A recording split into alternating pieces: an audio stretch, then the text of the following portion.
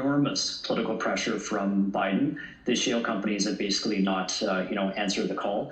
And the other element is more from investors. Like, we are the owners of these businesses. And so we do ultimately dictate corporate strategy because we own the companies. You have a say with votes. You hire and fire CEOs and boards. And any boards that violate this covenant now, where they've codified 75% or more of free cash flow going back to investors, I think, a CEO, making $15 million a year doesn't want to lose that job. And so investors are speaking unified and very, very loudly. They want dividends and they want buybacks. They do not want growth, irrespective of the necessity for U.S. shale supply growth. Our Bloomberg partners, Eric, had a story this week about a U.S. shale producer ramping up production next year, or at least planning to. So Permian Resources planning a 10% increase in shale production.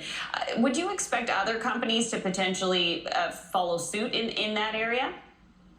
I don't. I very much believe that they're an exception to the rule. So we're looking for growth this year, next year, of about 5%, give or take. So this year, as we have official data as of May, there's been zero growth for the first 5 months of the year. Rig count's going up. So we think about 500 to 600,000 barrels per day of growth this year, maybe 600,000, give or take, next year. There's still meaningful constraints on labor. But the biggest constraint are guys like me saying we've just endured 10 years almost of misery, and now it's our turn to get rewarded and paid for our patience. And we're going to get rewarded with meaningful buybacks, and we're going to get rewarded, more importantly in the U.S., with very, very juicy dividends. And so the willingness of investors to give up 8, 9, 10, 11% yields right now is non-existent. So the ability of shale companies to chase meaningful growth is no more, and that's a massive, massive game changer for short cycle supply growth going forward.